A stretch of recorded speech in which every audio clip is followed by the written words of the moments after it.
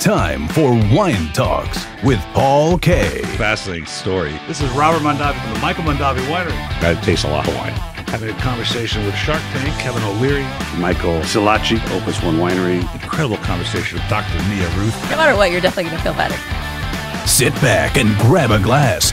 It's Wine Talks with Paul K. Hey, welcome to Wine Talks with Paul K. And we are in studio today about to have a conversation with Dana Spaulding of Wander and Ivy Wines. Introductions in just a second. Wine Talks, of course, available on Spotify, iHeartRadio, Pandora, wherever you hang out for your podcasting, and sponsored by the Original Wine of the Month Club, now sporting the Napa and Sweet series of wines. Hey, have a listen to Guillaume Alexandre Marx of Chateau Haut-Brion, one of the premier growths of the 1855 classification of Bordeaux. Incredible conversation about the history of the chateau and the history of the family that owns the chateau. Have a listen to that. It just came out.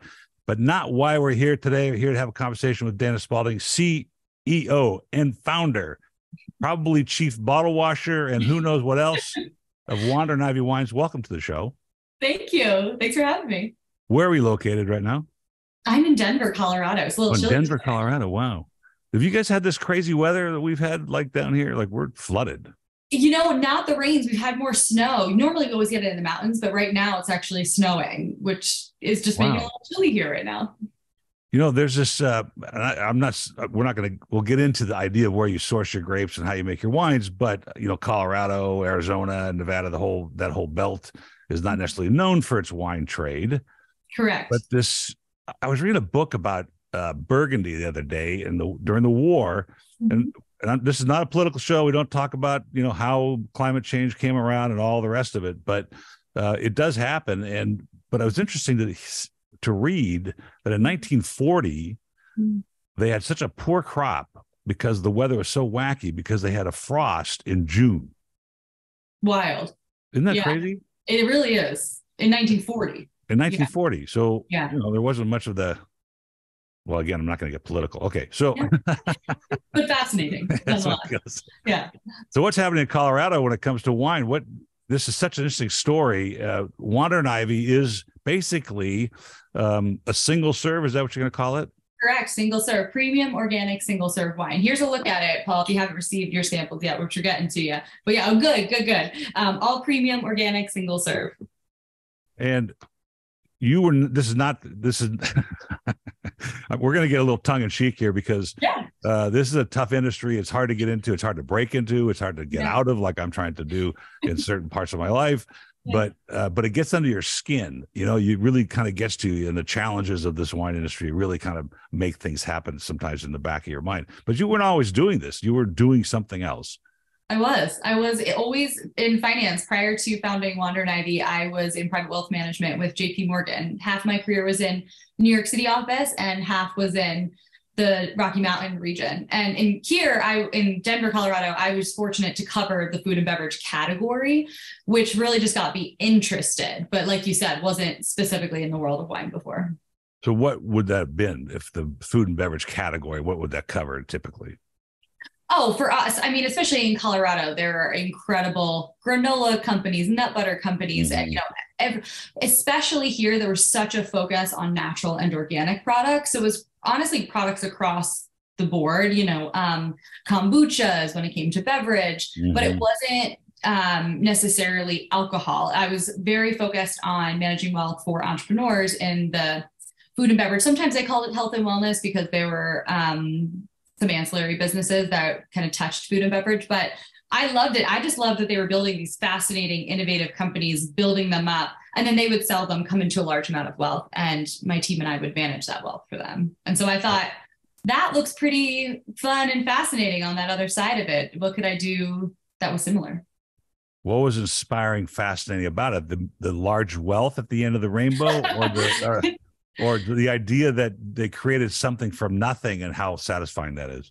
I mean, I think it would be a lie if anyone says they're not at all fascinated by the former, but honestly, it was the latter. My job oftentimes was to get to know these entrepreneurs for years. My husband is still in the industry. That's where he and I met.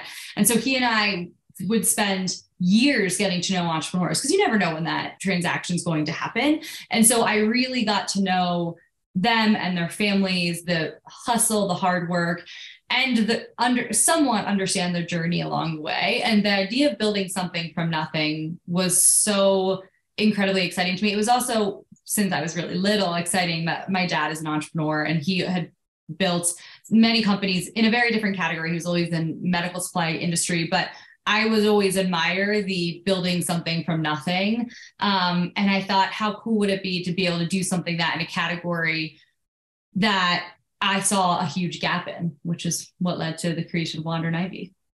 So let's say, what are these 7 trends? No, I'm kidding. But the entrepreneurs are a rare breed. There's, I have very good friends that spent their careers in the banking business as, middle management and upper management, and they retired and they got their pension. And the entrepreneur has a different sort of outlook on life. We're going to take a risk and we're going to see if we can pull it off.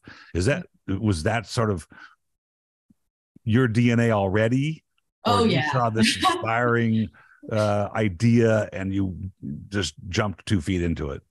I would say already. Someone recently described it as a masochist. I was like, that'd be a good accurate description. I actually thought that is incredibly accurate. And I would fit that mold. But I will say, wanting to manage and own something of my own and lead in a way was always something I wanted to do.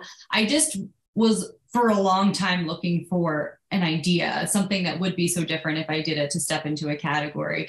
And so, I was like the classic, my husband and I both took our GMATs, we're going to go to business school because we both wanted at some point to do something. We just didn't know what it was until that spark came. And I would say that kind of drive to build something of my own was always there, probably since I was little with my dad. But then especially watching my clients do it, I thought, gosh, that would be incredible to build a life. We've really built a life that we were looking for, which was basically so it was very exciting to be able to step into it / terrifying, of course. It's kind of interesting. I had worked for Fortune 500. I worked for Xerox, and it's not about me, so I'll make the story short. But when my father came to me and said, look, I'm getting out of this and you got to take a look at it. I was petrified, though I felt prepared because I'd done some other things that were pretty risky. But I went back to Xerox, where I had worked, and interviewed with a sales manager to see if maybe I went back to corporate America. And she set me straight. She looked at me, she goes, "Are you nuts? We all want to get out of here.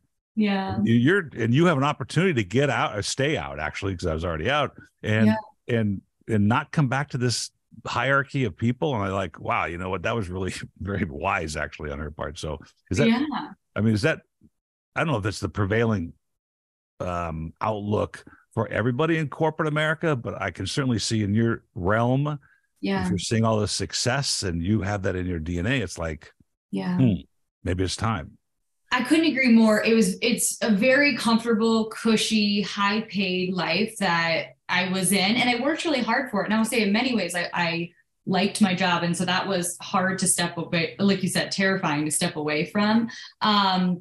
But they do call it, at least where I was, golden handcuffs, where, at some point, if you don't like it, it might not matter because your world is built around that cash that's coming in every month. And it's just so high that it's really, really hard. The longer you stay, the harder it is to walk away from. So that was something that rung true to me. And I felt like you could hear it in the older folks that were there. Again, I loved it. I honestly had a great experience. Thought it set me up for success. But if you hear sometimes some older folks there, or in any kind of more senior finance role, not loving it, and you hear the term golden handcuffs, you're like, well, I'm not sure if that's for me, So I feel fortunate to have learned what I learned, because I truly, especially as an investor-backed company, it very much set me up for success. But I am thrilled with where I am now. And I really can't imagine going back to a type of large, multi-billion-dollar public company like that again. Impossible. My friend, another way to put it, my friend worked for Microsoft during his ascent, and he had what they call the FU price. As soon as the stock got a certain price. I'm very familiar with that. It's very funny. So you're sitting around. I have great stories about, for instance, how they invented the spoon straw or the flexi straw. The inventor's sitting around the kitchen table and he snips an old straw and he comes up with the spoon straw. What what were you doing when you decided, wow, we need 187 milliliter bottle of wine for housewives or people that are pregnant, or I mean, what did this come from?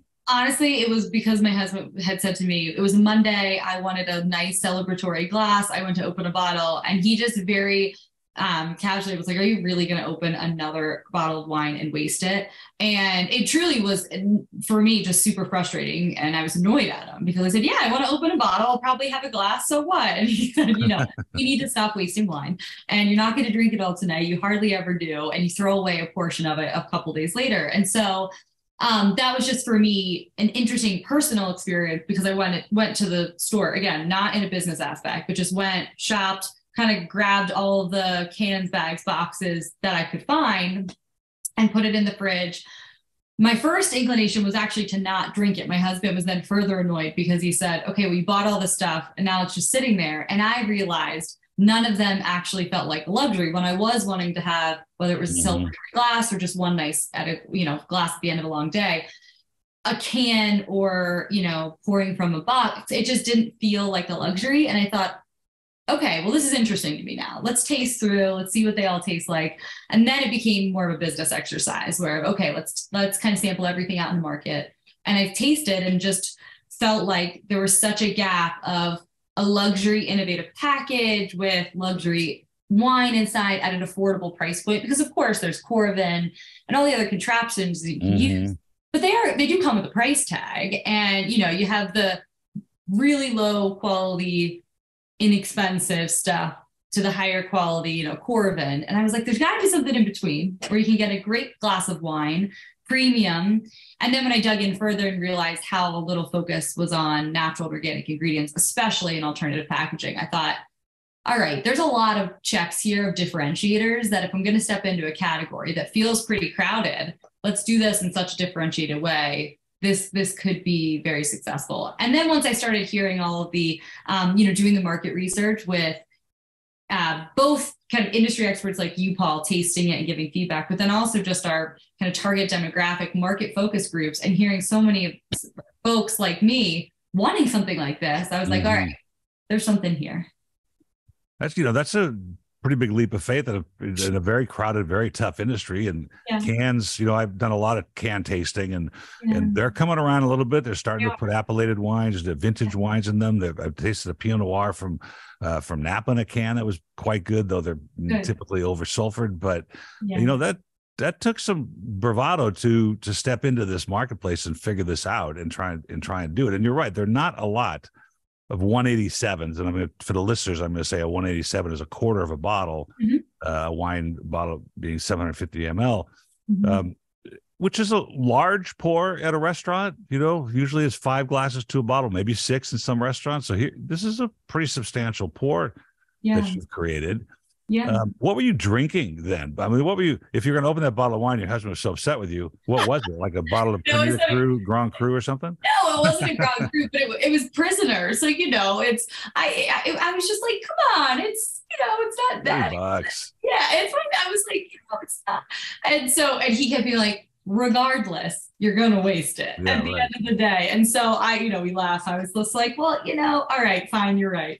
But you're right in that I wanted a hefty pour, and I was like, okay, I want a good pour. 375 seems more than I need for a single glass.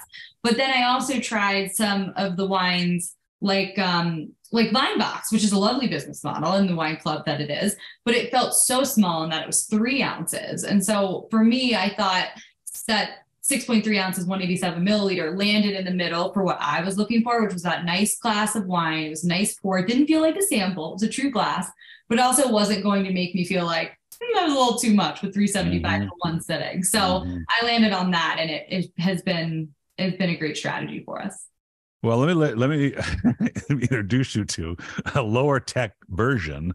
And this is a true story. In my dad's shop in the 70s in Palos Verdes, we used to sell a bag of marbles, and they were specifically to raise the level of wine in a bottle that you drank half of. So if you drank half a bottle of wine, you'd buy these marbles, and then you drop the marbles in there, and the wine level would rise up to the neck, and then you put the cork back in. That's awesome. There you go. There you go. That's very low, much lower tech. I love it. That'd be an alternative, right? Yeah, there you go. So, because the core van is expensive, the vacuum van does not work. Yeah. Private preserve, the spray, a couple of spurges, it doesn't last very long. It doesn't seem to work. Yeah. So that's the interesting thing. So now you realize you're sitting here and you go, okay, I've got this idea. Yeah. And you looked around, you've seen there's Tetra packs, which is like, milk carton packs, and there's cans, there's a bag in the box. Yeah. And typically, yes, the lower quality wines have been reserved for those enclosures. Mm-hmm. But now what was next? I mean, this is not the simple thing. You have to source wine. You have to decide what kind of wine. You have to figure out what people are drinking. I mean, what kind of research did you put into deciding what you're going to put in this first round of 187s? Yeah, it was definitely a lot, not coming from the industry. I wanted to at least build a knowledge base to even start that process, Paul. So I got my SOM certifications with the court and then the International Wine Guild to just build the base of like, okay, help make sure I fully understand the industry and where to start. And then it was initially research driven and building a database of wineries that would fit our mold. So ultimately our business model is that we are a licensed importer as well, where we import wines from around the world, fully finished wines that meet our criteria. And then we bottle, label, package in our patented bottle. And so our database, the universe that we have, consisted of wineries that checked a lot of boxes for us. And so it was family owned, certified organic and recognized by the USDA. It was a certain price point that we wanted to hit because we did want it to be more of a luxury wine, but land at an affordable price point on the shelf. And we wanted to really source from world-renowned wine regions of the world and the varietals that they're known for. And so it was very research-driven at first, finding those. And then it was a tasting process. Initially, it was myself and different, as I mentioned, groups of industry experts, as well as market focus groups with our target demographic, which has expanded, but I would say our core demographic has remained the same with female millennials. And so we had this group of, really master soms, especially here in Colorado, restaurant owners, wine shop owners, distributors that were tasting, as well as the female millennials, and giving us feedback on what they were looking for, what price point they'd be interested in. And so I selected what I felt like was the best initial roundup and lineup of products, and then they tasted and helped me even narrow down further. That, of course, process has expanded since my early days. Now we have a team of soms and winemakers that help internally with that, in addition to our external advisors. And we now source from multiple places around the world. We source French Rosé, a California Cab and Chard, a Spanish red blend, and a French Sauvignon Blanc. And so sourced globally, and all the varietals that are from these renowned wine regions around the world. Let's get honest. Please. Instead of lying to you. So don't you love when people say that? Honestly, no, lie to me, right? I'd prefer you lie. Depends on the occasion. Going to the Court of Soms and master wine programs and WSET, all these things are excellent forms of academic study for wine and help you understand. And I even have a very close friend who went through the Cornell, during COVID, this Cornell school, but they also now started to grow grapes in their yard, and they started to ferment them. And the harsh reality of this industry, slaps them in the face just recently, actually. And so I think those are great programs and they're academic, but what was it about the reality of this business that after you learned about regions of the world and varietals that grow there, et cetera, that you went, oh, this is not what I learned studying. This is a different program to get wine onto the street. What were some of these headwinds that you thought, wow, this is not what I expected? I mean, I couldn't agree more with you. I feel like the knowledge gave me a certain level of confidence and honestly credibility, but to a certain extent, you just gotta start and then learn and hit all the roadblocks. And so the biggest challenge up front was, I created this package, it's patented, which we're super proud of, but there was very little to negative interest in partnering with us from a bottling perspective, because I didn't realize how challenging it would be and how little innovation there was in bottling, because it was really just cans. I was stepping into a space where I was like, all right, they've done cans, they've done other packaging, but really stepping into it, what I learned was there's been such little innovation that when I would, approach bottling partners, it would be like, absolutely not. We're going to get quality wine inside of that. I have no interest in partnering with you. There's just no way you can do it. There's no way that you can do something other than, your Sutter Home 187, your can, your traditional 187 or Magnum. We're just not going to get quality in there. And so we had to it took a long time to find partners who were willing to innovate and get the quality wine inside the bottle. We've had to do a tremendous amount of modifications to existing 750 bottling lines. And that, for me, I did not realize how challenging it would be to get quality wine, which also happens to be certified organic. So obviously we are very limited to how much, like you said, cans are dumped with the sulfites. And so for us, we're very, very limited in that. And so we have to be incredibly mindful of that and still preserve and the integrity of the wine inside. So now I will say we're very proud to, we've grown and now we have a custom Wander and Ivy bottling line in the works, which is very, very exciting, which is to the specifics of our bottle. But to get here, it's been a very, very long road to figure out the partners and find them that were willing to innovate. I spent many, many, many hours over the years at packaging shows for here at the Wine of the Month Club, and just for fun. I think it's a fabulously fascinating industry about packaging, whether it's pills or rice or wine or liquid, bottom fillers, top fillers, the speed. In fact, when I sold copiers at Xerox, I'm talking about 1981, 82, I sold copiers to the manufacturer of the canning line for 7-Up and Coca-Cola. I mean, these machines were amazing back then, and I can't imagine with computer-generated technology today what they're like. But, it is a fascinating part of the industry, but it's not part of what you probably expected. Totally. We're looking, I'm going to bottle wine so people can have a glass. And now we're talking about creating a brand new machine to fill these bottles. So that's an amazing education. It absolutely was. And it continues to be. I mean, I am constantly learning. Like I said, now I am surrounded by people who've been in the industry, who've made wine, that for us, for me in particular, has been a huge learning experience. So I try to surround myself with these people who have so much more knowledge than I do and teach me daily. And now we're in this process of building our own line. And it is incredibly technical, as you know, and challenging. So I feel very proud to have gotten here, but it's been certainly a long journey.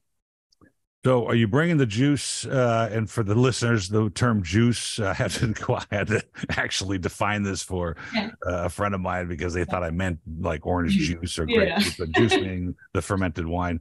Are you bringing it in and bottling it here in America?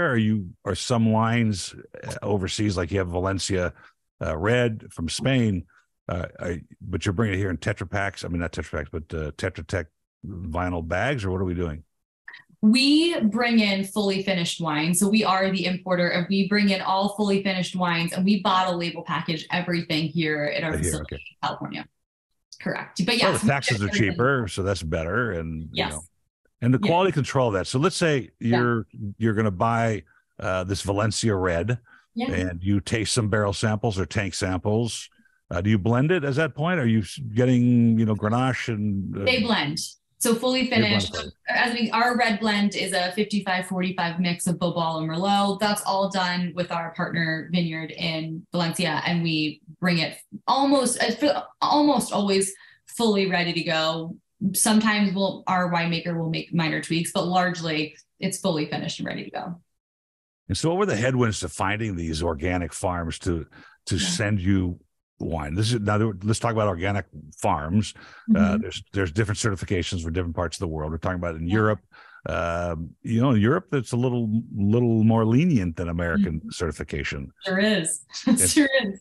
So go ahead. Was that a difficult challenge to find organic farms that produce wines of palatable quality?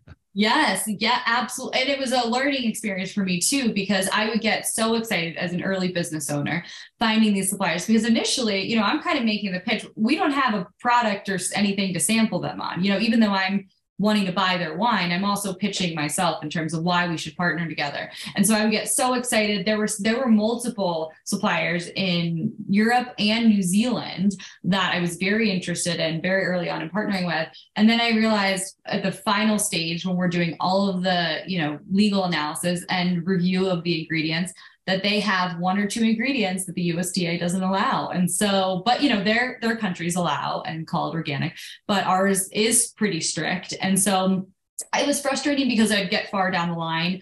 They were learning lessons of, okay, first question up front when I'm exploring partnerships is a full list of ingredients, because you can clearly check them off right away if they're not checking those boxes. But there were some really interesting partners early on that I just had to say, maybe we'll explore down the road, but right now we do have a focus on certified organic by the USDA. And so I definitely just had to understand every single ingredient that was going into their wine and how we would be able to label that here in the United States. That's a good thought. What you think of that? And I'm looking in the back of your box here. Yeah. See the certified organic, you've got the government markings, but what do you think of the actual idea of putting the ingredients like food ingredients, calories, sugar content? Yeah. What's your opinion of that? It's actually something that we're adding. We're just about to launch 4 packs, and a newer one that you even have with you, Paul. Every time we've done it, we've been asked really by our consumers of wanting to have more information. So more tasting notes on it is an example for the one that you have, of really giving more information there. And over the last couple of years, we have gotten more and more consumers wanting to know all the things that you just said. Are there added sugars? What's the calorie count? From the beginning, one of the things that got me interested in doing natural and organic wines was I didn't know, and coming from an outside industry, that there were no regulatory requirements on those things when it came to wine, that you didn't have to tell folks. And so it's really a choice. I found that fascinating because I do fall in the category of people that check the ingredients on all of their food and every other beverage that I drink. And I have 2 little ones, and now I'm like hyper focused on the ingredient list. And so although I think it's interesting that wineries have the choice, for us, we're actually leaning more and more towards giving more and more information to the consumer in a way that just makes them feel empowered for how they're making their decision. So actually in future boxes of ours, our wine is so small at 187. So I have to be so mindful of there are things, like you said, the government warnings and others that we have to say. So I don't know if we'll add it all to the bottle, but at least for now, Paul, it is on our website, certain things that you had just mentioned. And on the back of our new packaging, we're looking to add things like calorie count, just to give them information, the consumers. I think the more information, the better. There's a counter argument, which I hear from many winemakers, and I'll tell you why. Yeah. That is, like, you don't go to the kitchen and ask a chef, what are you putting in my food? You order it off the menu and you like it or you don't like it. Yeah. However, what bothers me about this industry, and it's never going to change, is that we created these monsters full of sugar. Yeah.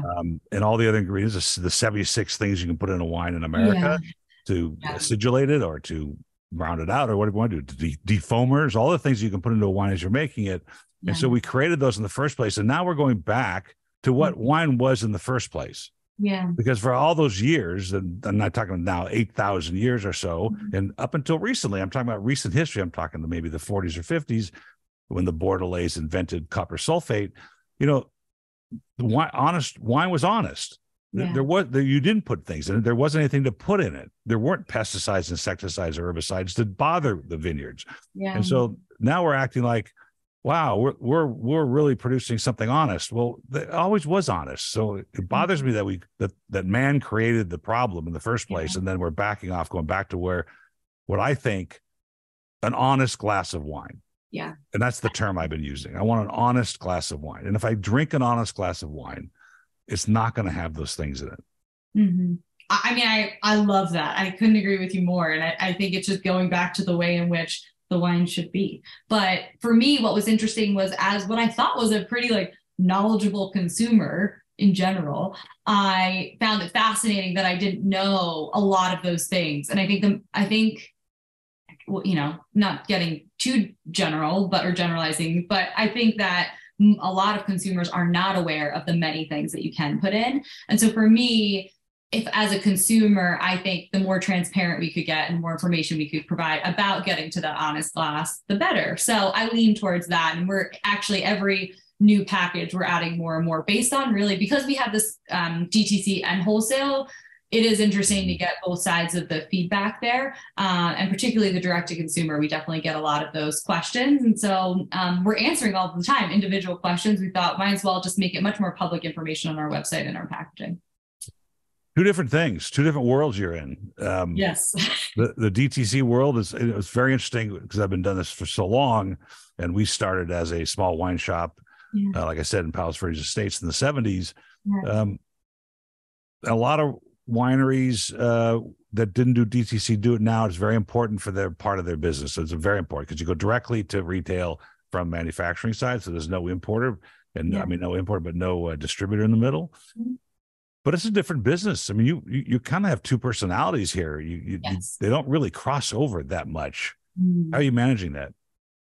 I will say you're right. They are two very different beasts. Our DTC, we actually are about 50-50 too, in terms of the percentage of the business.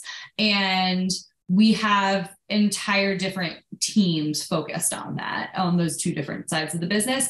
They talk. I think it's important to see the lessons learned in DTC. For example, as we consider launching wholesale in New York, our DTC data is very interesting to them. How much volume have we done? Have we already built a consumer that's very loyal? So we can take data from it that is helpful when expanding to wholesale states, but we manage them in two very different ways. We have two very different marketing budgets for them because you attack it in such different ways. Managing a launch in New York City on the ground, in store, very, very different from direct to consumer. So we just have two very different top level strategies for growing the business there, and different teams that are managing them. But what I love about it is that we've been able to grow so fast across the company. We have 13 states of wholesale distribution, and we have the licensing for 38 states that we ship direct to. So we ship to almost most people to their door, and more every year we're growing our wholesale business to expand there as well. My idea would be to continue to expand wholesale in the same way that we have DTC, get on the shelf in as many states as possible. Well, like you said, they're different. And so the wholesale side, just an article recently, I think maybe we talked about it briefly before we got on camera here, but there's been a lot of consolidation, unfortunately, in Los Angeles market, for instance. Brands like Epic and some other smaller wholesalers got sucked up by RNDC or Southern, or now Wine Warehouse got bought. And so to get recognition from the sales force that are out there, for the listeners, what happens is a distributor will take on the Wander and Ivy wines. Dana will go in and have a sales pitch with the sales group, and then they're going to go out on the street and sell it to the wine shops and liquor stores and restaurants, wherever they're pouring these. And, you got to get their attention somehow. Oh, yeah. And it's getting more crowded in that book to get their attention. Are you on the street, or do you have representatives out on the street, making these presentations? Yes. And yes, yes, and yes to all of that. That's what we're doing. I mean, I feel like we could have a whole discussion just on this, Paul, because there are so many pros, I think, in working with the big guys, particularly when we're fortunate enough to have grown chain business. And so from an execution standpoint and a credibility standpoint, that's huge when working with one of the big distributors, so that the chains like Kroger or Safeway Albertsons know that you can execute. And so that's been very successful for us. But huge flaws in the system are what you just highlighted, in that the portfolios are consolidated so much. You can be such a small fish in this big pond, and how do you get anybody's attention? For us, fortunately, we are so different in the single serve category. We are so unique. We are so innovative that almost always, if we can get the product in someone's hand, it at least gets their attention. And so we can at least set the meeting, get our foot in the door. They then taste the product, and we have that meeting. So we have the opportunities. Oftentimes, though, I will tell you, Paul, we are bringing to the distributors business that we've already won, and therefore launching into new states because of business that Wander and Ivy has won and worked really hard for.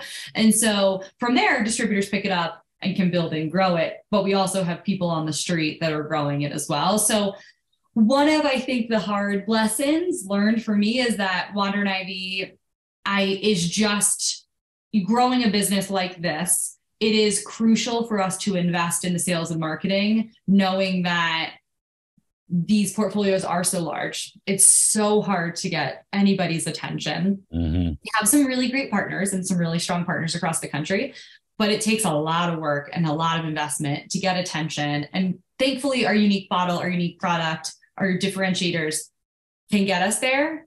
But it's, I think, a constant work with those partners to just try to stay in front of them. It's hard, though. It's very hard. I see that. You know, I obviously, with all the relationships we've built over the years, and I see them change so rapidly. Yeah. Was this the lifestyle that you expected when you got into the wine business? In other words, you know, many people go to Napa and they have their tasting experience and they go, "Oh, this is amazing, and I want to own a vineyard and I want to live up here." Then they find out how hard it is to make $1, and you know, you got to, particularly in Napa, you got to, you know, just sell your bottle for $150 just to break even, and then it becomes, you know, sort of more difficult than you expected. But in this case, were you looking at that lifestyle as a wine brand owner because it seemed romantic, or we're going to be brass tacks and make this thing work? It's funny. I would early on get questions, especially from my dear grandma, who I love her, like, how much wine are you drinking every day? The director was like, no, this is something. I think I had the luxury of getting to know so many entrepreneurs building it, my dad included, but such a luxury of getting to know other entrepreneurs and how challenging it was. And I did get a lot of advice early on. I'm fortunate that my network is full of entrepreneurs that have struggled and hustled. And I heard often that advice of, this is going to be challenging, but if you really put your head down, believe in it, and have a passion behind what you're doing, this can be really successful. But it is going to require a tremendous amount of work and be really, really challenging. There's a reason, like you said, why not a lot of people do it. It's really, really hard. There, first, I would say certainly romanticized versions, I think, of more bigger picture of starting a business and owning your own business. And then you start it and you realize this is a lot of hard work. Certainly not a trip out to. It was funny. My husband and I just did our first personal trip to Napa for the first time, and wow, so years, and we thought, wow, this is nice. So, yeah, did you get the bug? You're like, whoa, I want to do this. Yeah, and so I was like, this is really lovely. But no, I will say, from early on, I was just lucky to get a lot of good advice. Of this is going to be heads down, a lot of work, and if you're up for it, it can be a awesome journey, but it's going to be a lot of hard work. Well, and you're gonna, I mean, the lifestyle look.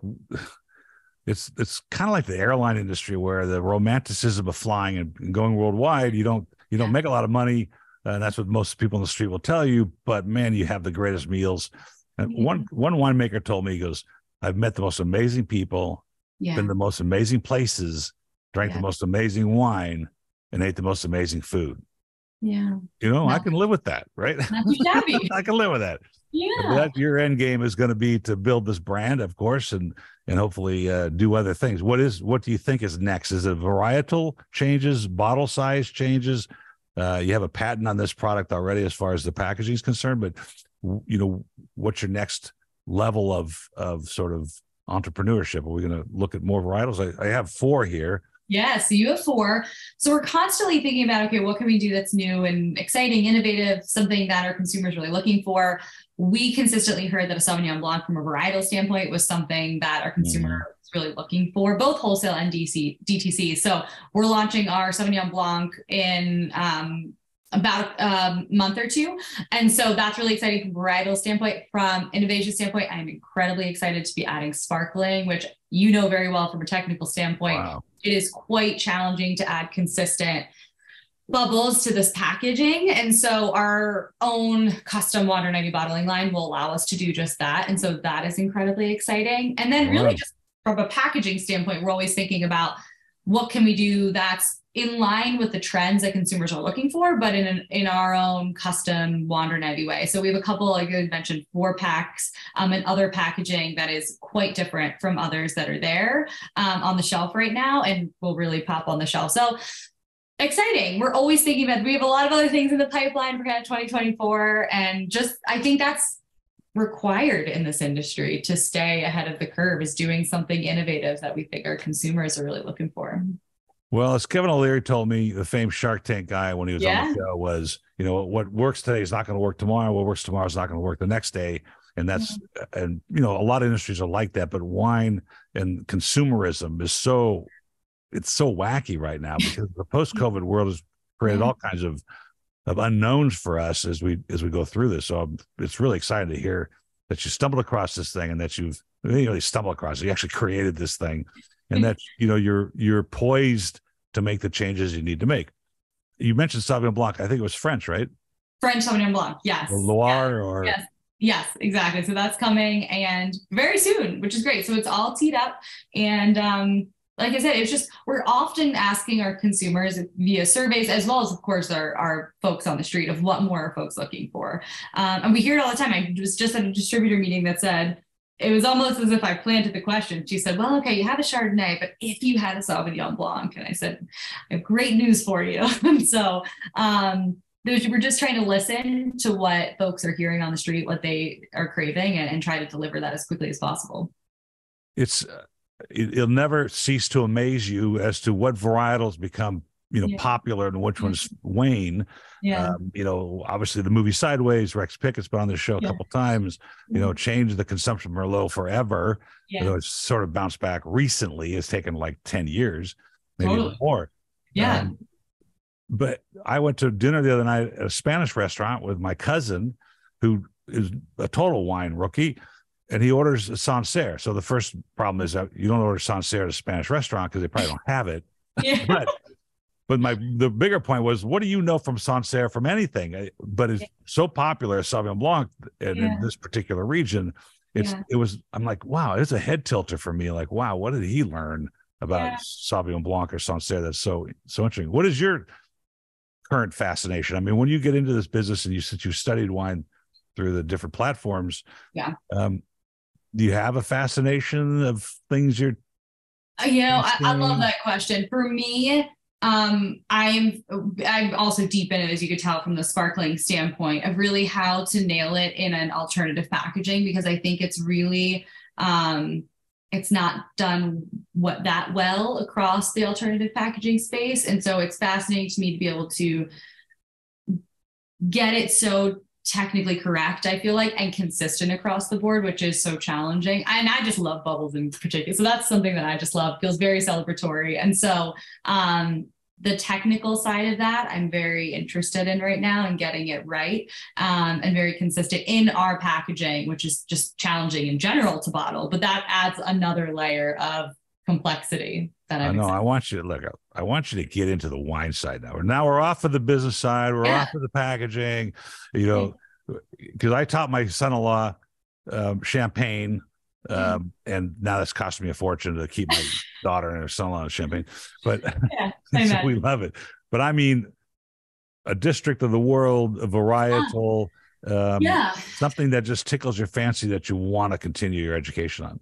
The area of the world that I really want to continue my education on is South America. I feel because we haven't yet sourced from there, I really haven't dug into that area of the world yet from a business standpoint, but from a personal standpoint as well. That is an area where I think I could explore more, and it's exciting. I actually also I've been to Peru, I've been to some areas in South America, but I also think just personally making a trip that's wine focused in South America would be lovely. Comes with the territory. And so I think that's a high on my list in terms of some place that I see so much to learn from, but also it would just be a lovely experience.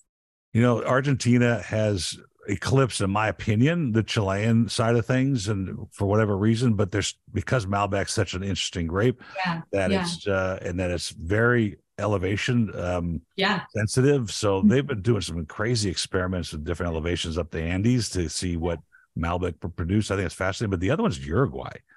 Yeah. Some crazy Tanat out of Uruguay, and some pretty polished things that, and obviously I don't know if from a 187, single serve standpoint, Tannat's necessarily the grape that's going to fly off the shelf, but yeah. It's such an interesting part of the world. My current fascination, which is a very expensive one, is Burgundy. Yeah, it's a little pricey. And they say all roads, all enophiles end up in Burgundy because of the complexities and the interesting history. Yeah. This goes back to that philosophy that we sort of touched on in that honest glass of wine. Yeah. Which is to express a sense of time and a sense of place. Mm-hmm. And so if you're bringing wines from Valencia, like you plop that on the table and say, this is what Valencia is and when it was. Yeah. And as long as you're doing that, I think you've got a great inroads to this crazy, complicated, congested industry. And you're a woman, obviously. Yes, I always feel funny saying that. Like, yes, I am. So, but it's a huge thing now, and I'm wondering how that plays out with you, because it's. I've had a lot of brilliant women on the show, like I just mentioned, Chiara Bellota from Aubryon Wine. She's, one of the most fascinating historians of wine I've ever spoken with. Yeah. Is that giving you? I'm not going to say an advantage, but is it giving you an entree into certain positions because of that? It certainly gives us another point of differentiation, because there aren't very few of us. Interestingly, we're rounding out Women's History Month, and an International Women's Day. It gives us an opportunity to, I think, be elevated. We have some major distribution partners that have elevated, the 4 or 5 of us in the industry, because there aren't a lot of us. So they'll say, okay, they'll put us on a quota, which is great, with these distributors. It's a way to get noticed, to just get your face seen in such a crowded portfolio in something like Women's Month, where they say, hey, let's elevate the 3 to 5 brands that are founded and run by women. That it's been great for us. As an investor, it's important, and it's great that more and more distributors are doing it. Obviously, more and more change. Like Target does a great job, and during this month in particular, highlighting all the women-owned brands that they have. I was just going to mention, as an investor-backed company, I'd say that's where the most challenges have been, in that women still only receive 2% of all funding, which seems crazy, but it's true. And so in raising funds to build a new business that is innovative, it's quite a challenge, because men tend to get most of the funding. Super proud that we're of the 2%, but it's still quite small. So there are pros and cons. We get elevated. It is a point of differentiation, but it's still within an overarching male-dominated industry. And so it's oftentimes sharing our product to